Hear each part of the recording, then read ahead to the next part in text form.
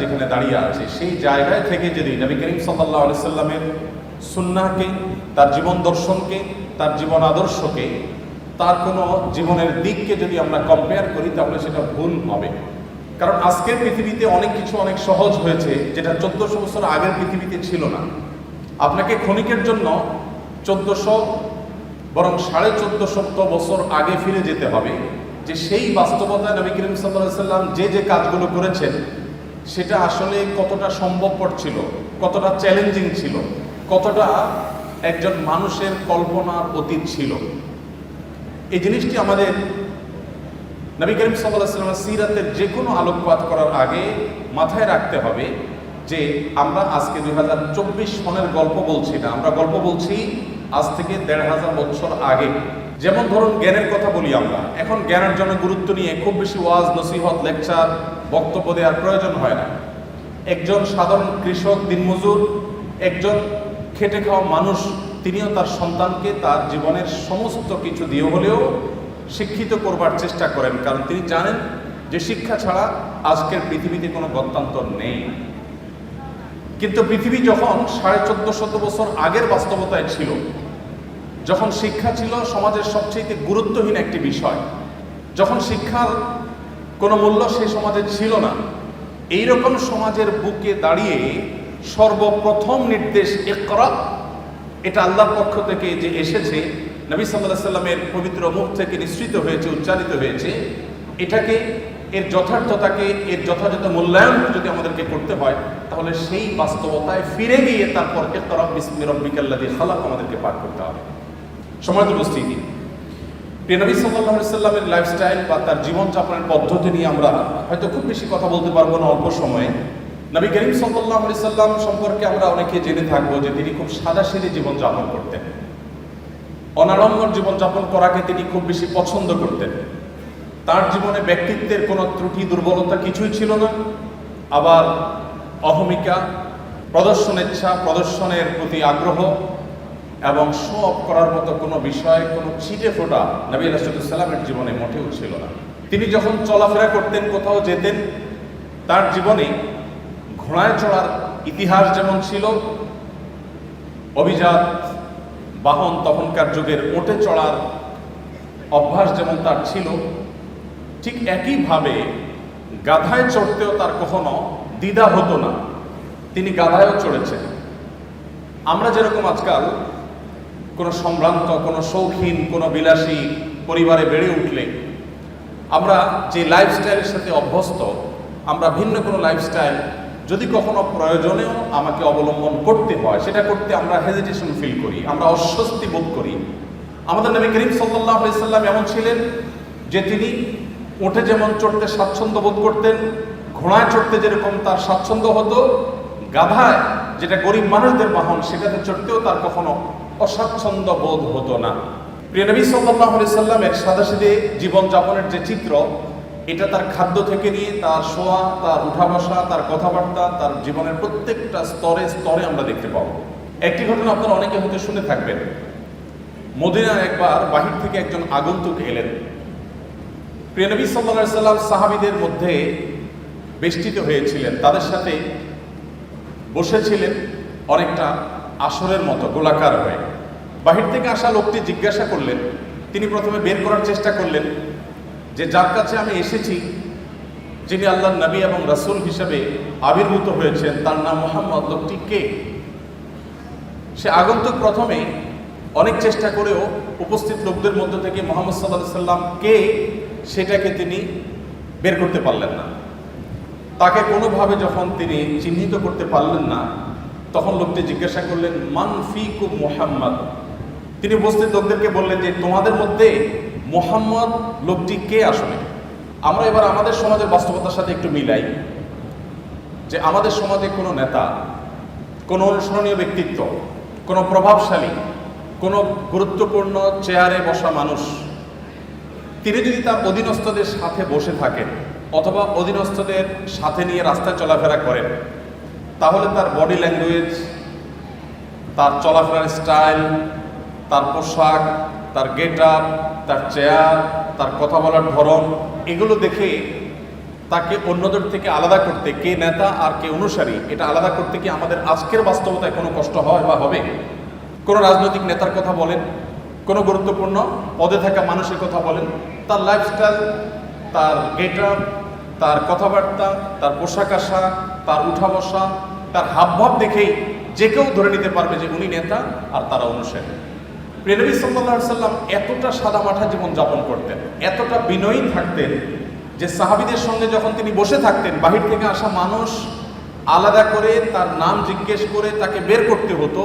তার বসার মধ্যে বিনয়ের ভাবটা কতটা থাকলে এভাবে তিনি সর্বস্তরের সাহাবীদের সাথে পানির সাথে যেরকম দুধ মিশে যায়, তিনি সেরকম নিজেকে মিশিয়ে ফেলতেন। আমাদের সমাজে আজকাল ব্যক্তিত্বের নামে অহমিকার প্রদর্শনী হয়। আপনারা জানেন, অহংকারকে আমরা অনেকে মনে করি ব্যক্তিত্ব।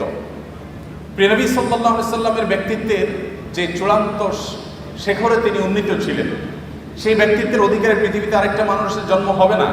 আমরা তার ব্যক্তিত্ব নিয়ে যদি আলোকপাত করি, হয়তো অনেকগুলো দৃষ্টান্ত আমরা দেখাতে পারবো যে ব্যক্তিত্ব কতখানি ছিল, কতভাবে তার জীবনও ছিল, কিন্তু তার সেই ব্যক্তিত্ব আজকের তথাকথিত ব্যক্তিত্বের মতো অহমিকা, অহংকার মিশ্রিত ব্যক্তিত্ব ছিল না। আজ আমরা আমাদের অধীনস্থদের অধিকারের ব্যাপারে অনেকে অনেক কথা বলি।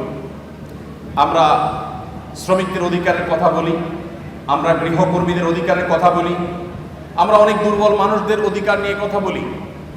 আর প্রিয় নবী সাল্লাল্লাহু আলাইহি ওয়াসাল্লাম সে সমস্ত দুর্বল মানুষদের ব্যাপারে বলতেন, ইখওয়ানুকুম খাওয়ালুকুম, তোমাদের অধীনস্থ যে ভাই ব্রাদাররা আছে তারা তোমাদের ভাইয়ের মতো, অধীনস্থ মানুষগুলো যারা আছে তারা তোমাদের ভাইয়ের মতো। আল্লাহ তাআলা জাআলাহুমুল্লাহু তাহতা আইদিকুম, আল্লাহ তাআলা তাদেরকে তোমাদের অধীনস্থ করে দিয়েছেন। অতএব তোমরা যা নিজেরা খাও তাদেরকে তা খাওয়াও, তোমরা যা পরিধান করো তাদেরকে তা পরিধান করাও। আজও পৃথিবীতে এমন কোনো মানুষ হয়তো দেখা কঠিন হবে, এমন কোনো মানুষ হয়তো খুঁজে পাওয়া কঠিন হবে যে মানুষ তার অধীনস্থ কর্মী এবং তার গায়ের পোশাক একই রকমের হতে পছন্দ করে। নবী করিম সাল্লাল্লাহু আলাইহি ওয়াসাল্লাম সেটা করতেন। অর্থাৎ তার বিনয় এবং তার ব্যক্তিত্ব, এই দুটির কোনোটির মধ্যে কখনো এরকম কোনো গ্যাপ থাকতো না যে সেখানে কোনো প্রকার অহমিকা প্রদর্শন হতে পারে, অহমিকা প্রবেশ করতে পারে। নবী করিম সাল্লাল্লাহু আলাইহি ওয়াসাল্লাম তিনি শুধুমাত্র সমাজের অভিজাত শ্রেণীর মানুষের সাথে বন্ধুতা করতেন না। আমাদের গুরুত্বপূর্ণ পদে থাকা মানুষগুলো, তাদের বন্ধুত্বের যে লেয়ার থাকে, শ্রেণী থাকে, সে মানুষগুলো থাকে সমাজের এলিট। একজন মন্ত্রী, একজন সংসদ সদস্য, একজন গুরুত্বপূর্ণ পদাধিকারী ব্যক্তি, তিনি তার বন্ধু বান্ধবের যে সার্কেল গড়ে তোলেন তারা তার ক্লাসের হয়ে থাকে। সাধারণত সমাজের যারা সাধারণ মানুষ থাকেন, এই মানুষগুলো এই তথাকথিত বড় বড় মানুষদের বন্ধু হওয়ার সুযোগ সাধারণত পায় না। মুহাম্মদ সাল্লাল্লাহু আলাইহি সাল্লাম সেই মানুষ ছিলেন যে তার বন্ধুত্বের তালিকার মধ্যে যাদের নাম খুব জোরে সোরে চলে আসে তাদের মধ্যে একজন ছিলেন আবু যর গিফারী রাদিয়াল্লাহু তাআলা আনহু, যিনি নবী সাল্লাল্লাহু আলাইহি সাল্লামকে তার খলিল, তার ঘনিষ্ঠ বন্ধু, পরম বন্ধু হিসাবে যিনি পরিচয় দিতেন। আপনারা জানেন বেলাল হাবশী রাদিয়াল্লাহু তাআলা আনহু, যিনি বাহির থেকে এসেছেন। আরবের মানুষদের মধ্যে যে বাহিরের মানুষদের প্রতি এক ধরনের মানসিকতা তাদের আছে, যে মানসিকতাটা সমালোচনাযোগ্য, বেশিরভাগ আরবের মানুষের মধ্যে সেই মানসিকতা আছে। আপনারা জানেন তারা বাহিরের মানুষদেরকে অনেকটা মানুষ মনেই করে না। এই রেসিজম তাদের মধ্যে খুব ভয়াবহ আকারে তখন ছিল। সেজন্য নবী করিম সাল্লাল্লাহু আলাইহি ওয়াসাল্লাম সেই ভেদাভেদ তুলে দিয়েছেন এবং তিনি বেলাল হাবশী রাদিয়াল্লাহু তাআলা আনহু, যিনি ইথিওপিয়া থেকে এসেছেন, ইথিওপিয়া থেকে আসা একজন নিগ্রো সাহাবীকে পরম আপন করে নিয়েছেন তা নয়, বন্ধু করে নিয়েছেন তা নয়, তার মুয়াজ্জিন হিসাবে নিয়োগ দিয়েছেন। নবী সাল্লাল্লাহু আলাইহি ওয়াসাল্লামের পরে মসজিদে যার পদ সবচেয়ে গুরুত্বপূর্ণ, সেই ব্যক্তি একজন আজাদকৃত কৃতদাস, বাহির থেকে আসা মানুষ এবং গায়ের রং যার কালো। নবী করিম সাল্লাল্লাহু আলাইহি ওয়াসাল্লামের বন্ধুদের তালিকায় এরকম আরো অনেকে ছিলেন, যার দৃষ্টান্ত দিতে গেলে হয়তো অনেকের নাম আমরা আনতে পারবো। তার যে জীবন যাপনের পদ্ধতি ছিল, তার যে লাইফস্টাইল ছিল, সেখানে আমরা দেখতে পাই তিনি মুচকি হাসতেন, অট্টহাসি সাধারণত দিতেন না। ব্যক্তিত্বের পরিপন্থী হাসি তিনি কখনো দিতেন না, তবে আবার ভাবগাম্ভীর্যটা এত বেশি ছিল না, যার কারণে তিনি স্বাভাবিক যে হাসি, স্বাভাবিক যে হাস্যরস, স্বাভাবিক যে বিনোদন, এগুলো কোনোটির কোনো ঘাটতি তার মধ্যে ছিল না, বরং তিনি মুচকি হাসি দিতেন এবং সাহাবীদের কেউ কোনো হাসির কথা বললেন তিনি হাসতেন। আবার তিনিও এমন কথা বলতেন যেটাতে সাহাবীরা অনেক সময় হেসে ওঠেন, কিন্তু সেই হাসিটা কখনো অট্ট হাসি ছিল না, দৃষ্টিকটু হাসির পর্যায়ে ছিল না। নবী করিম সাল্লাল্লাহু আলাইহি সাল্লামের যে বাসা ছিল, সে বাসা ছিল এতটাই সাদাসিধে, এতটাই সাদামাটা যে আম্মা জান আয়েশা রাদিয়াল্লাহু আনহা একটা হাদিস সহিহ বুখারীতে বর্ণিত হয়েছে, তিনি বলেছেন যে আমরা যে ঘরে আমাদের যে শোবার ঘর ছিল সেটা এতটাই ছোট ছিল যে রাতে নবী করিম সাল্লাল্লাহু আলাইহি সাল্লাম যখন তাহাজ্জুদের জন্য দাঁড়িয়ে তাহাজ্জুদের নামাজ পড়তেন, তখন তিনি দাঁড়ানো অবস্থায় আমি পা লম্বা করে ঘুমোতে পারতাম, শুইতে পারতাম। যখন নবীজি সাল্লাল্লাহু আলাইহি সাল্লাম সেজদায় যেতেন বা বৈঠক করতেন, তখন জায়গাটা এত সংকীর্ণ হতো যে আমার হাঁটুকে আমি গুটিয়ে নিয়ে তারপর নবী সাল্লাল্লাহু আলাইহি সাল্লামকে সেজদার জায়গা করে দিতে হতো। প্রত্যেক রাকাতে এইভাবে আমার নবী সাল্লাল্লাহু আলাইহি সাল্লামকে জায়গা করে দিতে হতো। এত ছোট জায়গা ছিল আমাদের থাকার ঘর। অথচ নবী সাল্লাল্লাহু আলাইহি সাল্লাম তখন মদিনার রাষ্ট্রপ্রধান ছিলেন, তখন মদিনা রাষ্ট্র তার কর্তলগত। আমরা অনেকে কাব বিন আশরাফের বাড়িতে গিয়েছি, আমি গিয়েছি, যে কাব বিন আশরাফ নবী সাল্লাল্লাহু আলাইহি সাল্লামের প্রতি শত্রুতা লালন করত, বিদ্বেষ পোষণ করত এবং তার শাস্তি তাকে পেতে হয়েছে। তার সেই ঘরের ধ্বংসাবশেষ এখনো আছে মদিনায়। তার যে বাসা, সেটার যে চৌহদ্দি বিশাল বড় ছিল, যদিও বেশিরভাগ অংশই ধ্বংসপ্রাপ্ত হয়ে গেছে, কিন্তু তার সীমানাটা বোঝা যায়, কক্ষগুলো বোঝা যায়। যেখানে নবী সাল্লাল্লাহু আলাইহি সাল্লামের সমালোচক এবং তার প্রতি শত্রুতা বিদ্বেষ পোষণকারীদের ঘরের আয়তন ছিল বিশাল বড়, সেখানে মদিনা রাষ্ট্রের প্রধান থাকা অবস্থায় নবী করিম সাল্লাল্লাহু আলাইহি সাল্লামের বাসার অবস্থা ছিল এই। নবী করিম সাল্লাল্লাহু আলাইহি সাল্লামের বাসার মধ্যে মাঝে একটা, তিনি যে ঘরে থাকতেন সেখানে মাঝে একটা রশি জাতীয় কিছু ছিল, সেখানে কাপড় ঝুলিয়ে দিতেন। বাহির থেকে আসা কারোর সাথে পর্দার আড়ালে থেকে তিনি কথাবার্তা সারতেন এবং মিটিং সিটিং করতেন। নবী করিম সাল্লাল্লাহু আলাইহি ওয়াসাল্লাম তার জীবনযাপনের পদ্ধতির মধ্যে আমরা দেখতে পাই যে তিনি নিজের হাতে কাজ করা পছন্দ করতেন। হস্তশিল্প এবং নিজের হাতে উপার্জন করাটাকে তিনি সবচেয়ে বেশি প্রায়োরিটি দিতেন এবং নিজের ছোটখাটো ক্ষুদ্র কাজগুলো নিজে করা পছন্দ করতেন, ভালোবাসতেন এবং পরিবারকে তাদের কাজে সহযোগিতা করতে তিনি পছন্দ করতেন। দাম্পত্য জীবনে যে স্বামী স্ত্রীর মধ্যে টুকটাক বোঝাপড়ার গরমিল হয়, নবী সাল্লাল্লাহু আলাইহি সাল্লামের জীবনেও এমনটি কম বেশি ঘটেছে। ছোট ছোট ইস্যু হলেও তার জীবনেও ঘটেছে। একবার একজন স্ত্রী উম্মুল মুমিনিন তার বাসায় আরেকজন স্ত্রীর বাসা থেকে একটা বাটি থেকে নবী সাল্লাল্লাহু আলাইহি সাল্লামের জন্য খাবার এলো। কাজের মেয়ে যখন খাবারটি নিয়ে আসলো, যে স্ত্রীর ঘরে তিনি ছিলেন, সতীর সুলভ যে ঈর্ষা থাকে সেই জায়গা থেকে তিনি বিষয়টিকে ভালোভাবে নিলেন না, বরং সে মেয়ের হাত থেকে বাটিটা নিয়ে ছুঁড়ে ফেলে দিলেন। বাটি ভেঙে দুই টুকরা হয়ে গেল এবং খাবারগুলো সব নষ্ট হয়ে গেল। যিনি ছুঁড়ে ফেলে দিয়েছেন তার যুক্তি ছিল, আজ নবী সাল্লাল্লাহু আলাইহি সাল্লাম আমার ঘরে থাকবেন, আজকে আমার পালা। যিনি তরকারি পাঠিয়েছেন, খাবার পাঠিয়েছেন, তার ব্যাপারে তার ধারণা ছিল যে তোমার ঘরে যখন যাবে সেদিন তুমি খাওয়াবে, আজকে আমার পালার মধ্যে তুমি কেন খাবার পাঠাতে গেলে? আজকে তো আমি মন ভরে নবী সাল্লাল্লাহু আলাইহি সাল্লামকে খাবার খাওয়াবো, আপ্যায়ন করবো, আর আজকে তো আমার দিন।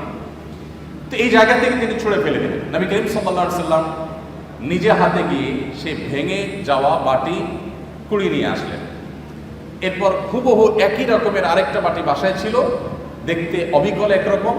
সেই বাটিটা কাজের মেয়ের হাতে দিয়ে নবী সাল্লাল্লাহু আলাইহি সাল্লাম বললেন, তুমি এটা নিয়ে ফেরত যাও, এবং ইশারা দিলেন যাতে ওখানে গিয়ে কোনো কথা না বলা হয়, এখানকার কোনো তথ্য, কোনো ইনফরমেশন, এখানকার যে ভাঙচুরের ঘটনা, এগুলো যেন সেখানে বলা না হয়। তিনি চলে গেলেন এবং তিনি যাওয়ার পর এবারের দৃশ্যটা আমি যদি আমাদের নিজেদের বেলায় আমি প্রশ্ন রাখি, যে আমাদের জীবনে যদি এমন হতো যে আমাদের স্ত্রী, আমাদের সহধর্মিনী এরকম একটি কাজ করেছে যে আরেক জায়গা থেকে বাটি ভর্তি তরকারি এসেছে, খাবার এসেছে, এটা ছুঁড়ে ফেলে দিয়েছেন এবং এটা ভেঙে টুকরা টুকরা হয়ে গেছে।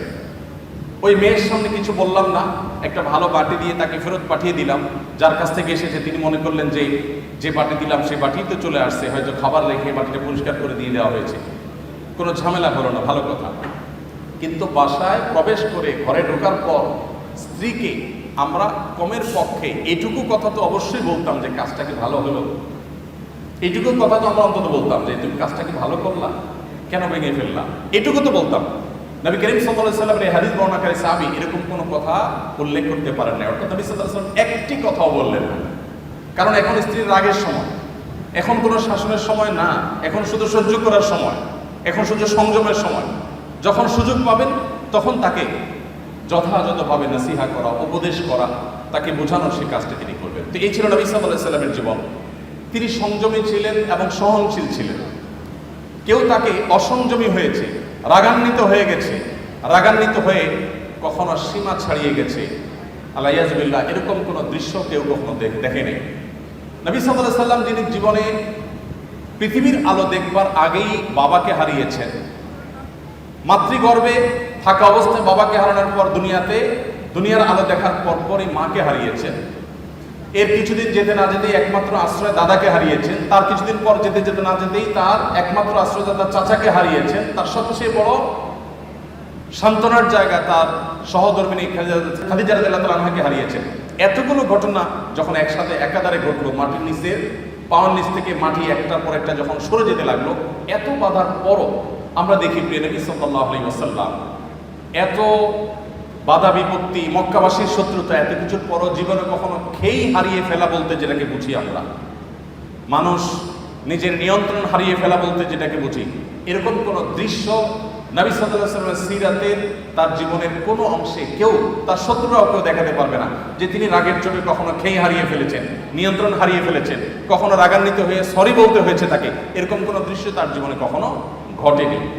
তবে যদি কখনো আল্লাহর কোনো বিধান পরিপন্থী কোনো কিছু হতো, আল্লাহর কোনো আইন, আল্লাহর কোনো বিধানের বিরুদ্ধে কেউ কথা বলতো, সেরকম পরিস্থিতিতে নবী করিম সাল্লাল্লাহু আলাইহি ওয়াসাল্লাম প্রচন্ড রেগে যেতেন। কিন্তু তার সে রাগ, সেটা কখনো তাকে খেই হারিয়ে ফেলার লেভেল পর্যন্ত নিত না। তার মুখ দিয়ে কখনো কটু কথা বের হতো না, তার থেকে কখনো অসৌজন্যমূলক আচরণ প্রকাশ পেত না। তিনি যখন রাগান্বিত হতেন, তার চেহারা রক্তিম বর্ণের হয়ে যেত, লাল হয়ে যেত, আঙ্গুর যেরকম চিবালে রক্তিম লাল হয়ে যায়। নবী সাল্লাল্লাহু আলাইহি ওয়াসাল্লাম যখন রাগান্বিত হতেন, বিশেষ করে যখন আল্লাহর কোনো বিধান লঙ্ঘন হতে দেখতেন, তখন তার চেহারা মোবারক লাল হয়ে যেত। প্রিয় নবী সাল্লাল্লাহু আলাইহি ওয়াসাল্লামের লাইফস্টাইলের দিকে তাকালে আমরা দেখতে পাই যে তিনি যখন খাবার গ্রহণ করতেন, তিনি কোনো খাদ্যের দোষ ধরতেন না। কোনো খাবার তার সামনে এলে পছন্দ হলে খেতেন, আর পছন্দ না হলে তিনি রেখে দিতেন, কখনো দোষ ধরতেন না। কানা নবী সাল্লাল্লাহু আলাইহি ওয়াসাল্লাম লা ইয়াইবু তাআমা কাত্তু, নবী সাল্লাল্লাহু আলাইহি ওয়াসাল্লাম কখনো কোনো খাবারের দোষ ধরতেন না। এই হাদিসের মধ্যে কত্তু একটা শব্দ এসেছে শামাইলে তিরমিজিতে। কত্তু মানে হলো কখনো, তার মানে তার জীবনে কখনো খাবারের দোষ ধরার ঘটনা ঘটেনি। আমরা অনেক মুসলমান আছি, অনেক গুণে গুণান্বিত। আমি জানি না এরকম মুসলমান আমাদের সমাজে কয়জন আছেন। আমরা এখানে যারা আছি তারা কেউ বলতে পারবো কিনা যে আমার এই ক্ষুদ্র জীবনে, ফেলে আসা জীবনে আমি কখনো কোনো খাবারের দোষ ধরি নাই। আমার ভালো লাগছে তো খাইছি, আর না হলে নাই। খাবারের দোষ ধরেন নাই জীবনে কখনো, এরকম মানুষ এখানে আছেন? একজনও আছি আমরা? থাকলে হাত তুলতে পারেন। একজন হাত তুলছে। আপনি খাবারের দোষ কখনো ধরেন নাই? লবণ কম হয়েছে, এর চেয়ে ভালো হইতে পারত, এরকম কখনো বলেন নাই? মাশাআল্লাহ, তো আপনি তো মহামানব। বসেন। দেখুন, এক এলাকায় একজন হুজুর ছিলেন। এলাকার প্রায় সব বাসায় হুজুরের দাওয়াত খাওয়া শেষ। কোনো মহিলা রান্না করে ওই হুজুরকে খাবার খাইয়ে কখনো শান্তিতে থাকতে পারতো না। প্রত্যেকটা দাওয়াতের পর ওই হুজুর একটা না একটা দোষ বাইর করতেন। হয় এখানে লবণ একটু কম হয়েছে, না হলে ওখানে হলুদটা একটু কম হয়েছে, কালারটা একটু ত্রুটি আছে, কোনো না কোনো দোষ তিনি ধরতেন। সেই এলাকায় একজন শিক্ষিত পুত্রবধূ এলেন বাহির থেকে। আসার পর তিনি এই হুজুর সম্পর্কে যখন ধারণা পেলেন যে একজন হুজুর আছেন, এই হুজুরের কেউ খাইয়ে সন্তুষ্ট করতে পারেন না, উনি একটা না একটা দোষ ধরেন। যদিও হুজুর মানুষ দোষ ধরার কথা না, নবী সাল্লাল্লাহু আলাইহি ওয়াসাল্লাম সুন্নাহর খেলাফ। যাই হোক, এটা কতটা বাস্তব ঘটনা তাও জানি না, বাকি গল্প হিসাবে শিক্ষণীয় সেই হিসাবে বলা। তো পরে ওই শিক্ষিত পুত্রবধূ তিনি হুজুরের সমস্ত দোষগুলোর তালিকা করলেন যে উনি কোন কোন দোষ ধরেন সাধারণত। সবগুলোকে নোট করে এমনভাবে একটা রান্না তিনি দিলেন যে এই রান্নাতে হুজুরের দোষ ধরার কোনো ফাঁক রাখলেন না, সব পারফেক্ট রাখলেন। এরপর হুজুরকে দাওয়াত দিয়ে খাওয়ালেন। খাওয়ার পরে এবার পুরুষদের দিকে দিয়ে জিজ্ঞাসা করলেন, এবার হুজুরকে জিজ্ঞাসা করো আজকের খাবার কেমন হয়েছে, কমেন্ট করতে বলো। এখন বেচারা হুজুর দেখলেন যে আসলে কোনো কমেন্ট করার জায়গা নেই, তো এবার বললেন যে আসলে এত ভালো না, এত ভালো না। তো যে ভদ্রলোক বলেছেন যে আপনি কোনো দোষ ধরেন নাই কখনো, আমি জানি না যে আপনি এই টাইপের কোনো দোষ ধরেছেন কিনা কখনো। যাই হোক, তো আমাদের নবী করিম সাল্লাল্লাহু আলাইহি ওয়াসাল্লাম সাধারণত কখনো খাবারের দোষ ধরতেন না, কারণ মেয়েরা কষ্ট করে রান্নাবাড়া করেন। আমরা যদি একদিন এই দায়িত্বটা পালন করি তাহলে আমরা হাড়ে হাড়ে টের পাবো যে রান্না করা এটা কত মজার কাজ। সব ঘরেই পুরুষরা, অনেক পুরুষরাই বা বেশিরভাগ পুরুষরাই চেষ্টা করে মাঝে মধ্যে একটু শখ করে রান্না বাড়া করবেন। আমি একবার রান্না বাড়া করেছিলাম, আমার মনে আছে, তরকারি রান্না করেছিলাম যখন আমি সৌদি আরবে ছিলাম। আমার ফ্যামিলি আমার সাথে ছিল, মিসেস হসপিটালে ভর্তি ছিলেন, তো বাচ্চাদের জন্য আমার মনে আছে আলু এবং ডাল দিয়ে একটা তরকারি রান্না করেছিলাম। দুর্ভাগ্যের বিষয় যে সেই তরকারি আমি ছাড়া পরিবারের সদস্যদের কেউ খায় না। বহুত ফজিলত বর্ণনা করলাম, বহুত বোঝানোর চেষ্টা করলাম, বাচ্চারা কেউ সেটা ছুঁয়েও দেখেনি, তারা জাস্ট উপহাস করে ছেড়ে দিয়েছে। অথচ সে আলু আর ডাল রান্না করতে যে পরিমাণ কষ্ট আমার গেছে, যে পরিমাণ ঘাম আমার ঝরেছে, যে পরিমাণ পেরেশানি আমার হয়েছে, সেটা আমি বলে তাদেরকে বোঝাতে পারতাম না। তো আমরা যারা কথায় কথায় খাবারের দোষ ধরি, আমাদের নবী সাল্লাল্লাহু আলাইহি ওয়াসাল্লামের এই সুন্নাত থেকে শিক্ষা নেওয়া উচিত যে মা বোনদের, আমাদের স্ত্রীদের, মহিলাদের খাবার যদি কখনো পছন্দ হয় আমরা খেলাম, আর অপছন্দ না হলে আমি খেতে চাচ্ছি না, অপারগতা প্রকাশ করলাম, আমরা দোষ ধরবো না। কঠিন, কিন্তু এই কাজটা আমাদেরকে করতে হবে যদি আমাদেরকে আদর্শ মুসলমান হতে হয়। আল্লাহ আমাদের সবাইকে সেই তৌফিক দান করুন। তো নবী করিম সাল্লাল্লাহু আলাইহি ওয়াসাল্লাম তিনি খাবারের কখনো দোষ ধরতেন না, আর খাবার খুব কম পরিমাণে খেতেন। অনেক সুন্নত আমল করা যায়, এই সুন্নতের আমলটা অনেক কঠিন। খাবারের পরে মিষ্টি খাওয়া সুন্নত, এরকম একটা কথা আমাদের সমাজে প্রচলিত আছে, যদিও এর কোনো ভিত্তি নেই।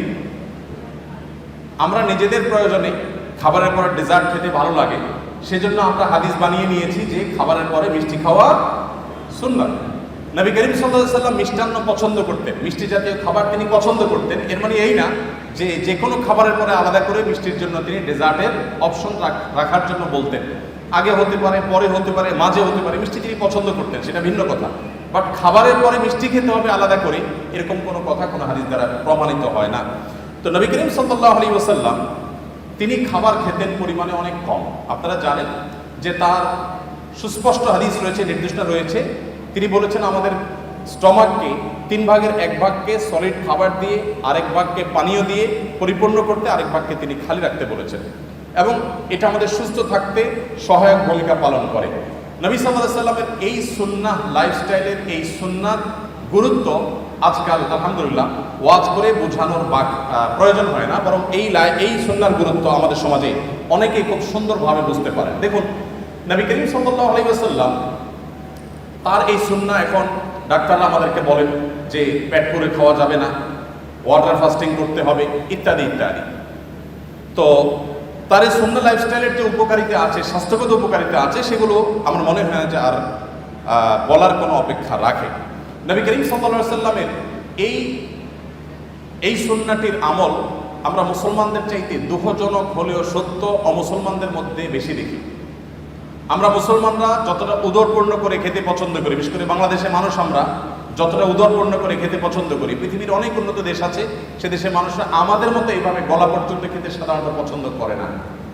নবী করিম সাল্লাল্লাহু আলাইহি ওয়াসাল্লামের লাইফস্টাইলের মধ্যে আমরা দেখি, তার জীবনযাপনের পদ্ধতি দেখি যে তিনি এশার নামাজের পরপর শুয়ে যেতেন। কারণ নবী সাল্লাল্লাহু আলাইহি ওয়াসাল্লাম লা ইয়ানামু ক্বাবলা আল-ইশা, নবী সাল্লাল্লাহু আলাইহি ওয়াসাল্লাম এশার আগে ঘুমাতে অপছন্দ করতেন, এবং এশার পরে কথাবার্তা বলাটাকে অপছন্দ করতেন। নাহার নবী সাল্লাল্লাহু আলাইহি ওয়াসাল্লাম আনিস সামরি বাদা আয়েশা, আমাদের আয়েশা বলেছেন এশার পরে জেগে থাকা, কথাবার্তা বলা, আড্ডা দেওয়া, এটা নবী সাল্লাল্লাহু আলাইহি ওয়াসাল্লাম একেবারে অপছন্দ করতেন। আপনারা দেখবেন পৃথিবীর যে সমস্ত দেশগুলো এগিয়ে গেছে, যাদেরকে আমরা উন্নত বলি, সেরকম দেশগুলোর প্রায় সব দেশগুলোর একটা কমন কালচার হলো তারা দেখবেন রাতে সন্ধ্যার পরপর শুয়ে পড়ে এবং ভোরে তারা উঠে কাজে চলে যায়। আমি যে সমস্ত দেশে যাওয়ার সুযোগ হয়েছে তার সবগুলো দেশে আমি একই চিত্র দেখেছি, ভিন্ন কোনো চিত্র দেখিনি। দুর্ভাগ্যজনক বিষয় যে আমরা বাংলাদেশ শুধু নয়, সমস্ত মুসলিম দেশগুলো, যতগুলো মুসলিম দেশে আমার যাওয়ার সুযোগ হয়েছে, সমস্ত মধ্যপ্রাচ্যের সব দেশগুলোতে প্রায় আমাদের লাইফস্টাইলটা হলো নবী সাল্লাল্লাহু আলাইহি ওয়াসাল্লামের এই হাদিসের এবং এই সুন্নাহর সম্পূর্ণ ব্যতিক্রম বা উল্টো। আপনি দেখবেন আমাদের দেশের কথা যদি বলি, টেলিভিশন চ্যানেলগুলোর সবচাইতে হট এবং সবচাইতে গুরুত্বপূর্ণ প্রোগ্রামগুলো সব থাকে রাত 9টা, 10টা, 11টা, এই সময়টা সবচাইতে পিক টাইম, যেটা আমাদের আসলে ঘুমের টাইম হওয়ার কথা ছিল। আমাদের ঢাকা শহর এমনি জ্যামের শহর, কেউ যদি ঢাকা শহরের জ্যামের একেবারে পিক আওয়ার দেখতে চায়, তাহলে তাকে ঢাকা শহরে অফিস টাইমের শুরুর দিকে যেরকম দেখতে আসতে হবে, আবার সন্ধ্যার পর থেকে তাকে ঢাকা শহরে প্রবেশ করতে হবে, তাহলে সে জ্যামের পিক আওয়ার দেখতে পাবে। আপনি উন্নত অনেক দেশে গেলে দেখবেন যে সে সমস্ত দেশে সন্ধ্যার পর থেকে রাস্তাঘাট ফাঁকা হতে থাকে, রাত 9টা 10টা হয়ে গেলে রাস্তাঘাটে কোনো গাড়ি খুঁজে পাওয়া যায় না, সবাই ঘুমিয়ে পড়ে। তো নবী সাল্লাল্লাহু আলাইহি সাল্লামের এই সুন্নাহকে তারা ফলো করেছেন, জেনে হোক না জেনে হোক, বুঝে হোক না বুঝে হোক, তার সুফল তারা পাচ্ছেন। আর আমরা ফলো না করে আমরা তার কুফল ভোগ করতে হচ্ছে।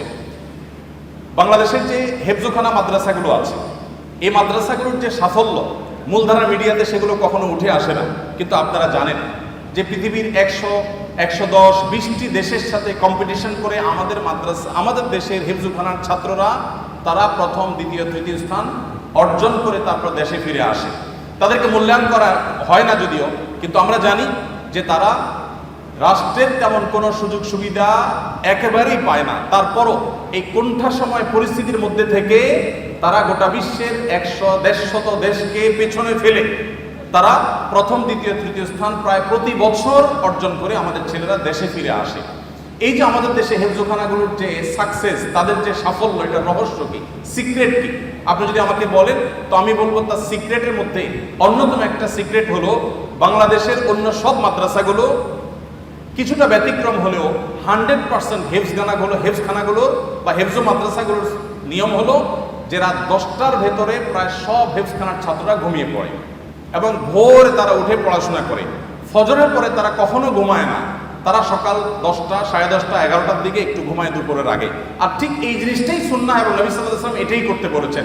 এবং এর ফলশ্রুতিতে এবং আরো নানা কারণে আমাদের হেফজোখানার শিক্ষার্থীরা মাত্র 1.5 থেকে 2 বছরের মধ্যে কোরআনে কারিমের মতো এত বিশাল বড় গ্রন্থ এই পুরাটুকু তাদের বক্ষে তারা ধারণ করে ফেলতে সক্ষম হয়। তো আমাদের অনেক শিক্ষার্থীরা আছেন যারা রাত জেগে পড়াশোনা করেন এবং গভীর রাত পর্যন্ত তারা জেগে পড়াশোনা করে আবার সকালে লম্বা একটা সময় তারা ঘুমিয়ে কাটান।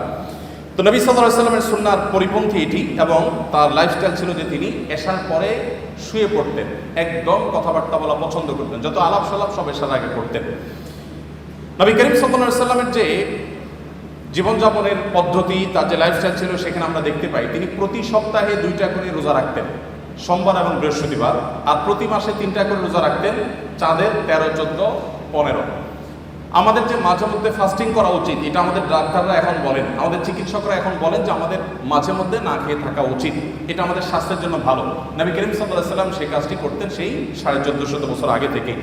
নবী করিম সাল্লাল্লাহু আলাইহি সাল্লাম যখন কথা বলতেন, তিনি কারোর সাথে যখন কথা বলতেন পরিপূর্ণ মনোযোগী হয়ে কথা বলতেন। কখনো ঘাড় ফিরিয়ে অহমিকা প্রদর্শন হতে পারে, অবজ্ঞা বোঝা যেতে পারে, এভাবে কোনোদিন কারোর সাথে কথা বলতেন না। নবী করিম সাল্লাল্লাহু আলাইহি সাল্লামের সিরাতের একটি দিক আমরা হয়তো অনেকে ইতিপূর্বে নাও শুনে থাকতে পারি, তা হলো তিনি যেরকম পৃথিবীর ইতিহাসের সবচেয়ে শ্রেষ্ঠ বক্তা ছিলেন, তার বক্তব্য যেরকম সবচেয়ে সুন্দর ছিল সব দিক থেকে, তিনি কিন্তু পৃথিবীর সবচেয়ে শ্রেষ্ঠ শ্রোতাও ছিলেন। যখন তিনি কারোর সাথে কথা বলতেন বা কারোর কথা তিনি শুনতেন, তখন পরিপূর্ণ মনোযোগ দিয়ে শুনতেন, ঘাড় ঘুরিয়ে কারোর কথা শুনতেন না, পরিপূর্ণ মনোযোগ দিয়ে শুনতেন। যখন কেউ কথা বলতো, তিনি কথা বলে থামার আগ পর্যন্ত নবী সাল্লাল্লাহু আলাইহি ওয়াসাল্লাম সাধারণত ইন্টারফেয়ার করতেন না। যখন কেউ তার সাথে হ্যান্ডশেক করতো, মুসাফা করতো, তখন তিনি নিজে থেকে হাতটা ছাড়াতেন না, বরং যিনি মুসাফা করেছেন তিনি ছাড়ানো পর্যন্ত অপেক্ষা করতেন।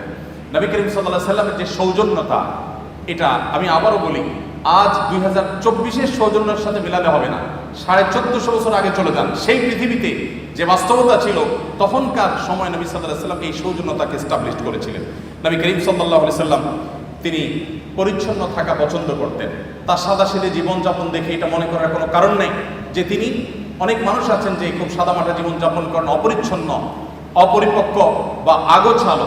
নবী করিম সাল্লাল্লাহু আলাইহি ওয়াসাল্লামের জীবনযাপন ছিল খুবই পরিশীলিত, খুবই মার্জিত, খুবই পরিচ্ছন্ন, খুবই গোছানো, কিন্তু সেটার মধ্যে কোনো অহংকার ছিল না, প্রদর্শন করার মানসিকতা ছিল না, শো অফ করার মানসিকতা ছিল না।